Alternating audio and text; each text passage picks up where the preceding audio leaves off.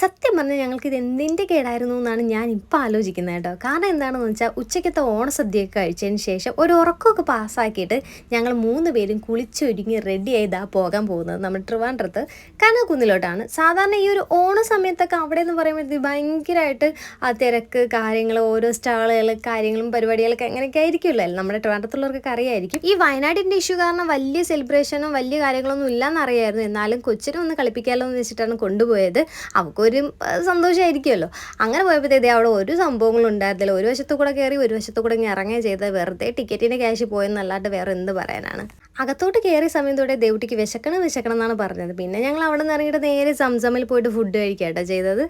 എനിക്കാണെങ്കിൽ കൊളാബിനൊന്നും കുറേ നല്ല ഡ്രസ്സ് ഉണ്ടായിരുന്നു കേട്ടോ പിക്കൊക്കെ എടുക്കാനുള്ളത്. പിന്നെ ഞാൻ വിചാരിച്ചു ഈ തിരക്കിൻ്റെ ഇടയിൽ ഒന്ന് എങ്ങനെ പിക്ക് എടുക്കുമെന്ന് വിചാരിച്ചിട്ടാണ് ഞാനൊരു ജീൻസും ഒരു ക്രോപ്പ് ടോപ്പൊക്കെ ഇട്ടിട്ട് വന്നത്. ഇവിടെ വന്നപ്പോഴേ ആരും ഇല്ലായിരുന്നു. അപ്പോൾ എനിക്ക് ഭയങ്കര സങ്കടം. അയ്യോ, വന്നിട്ടുണ്ടെങ്കിൽ നല്ല കുറച്ച് പിക്കെങ്കിലും എടുക്കാമല്ലോ എന്ന്.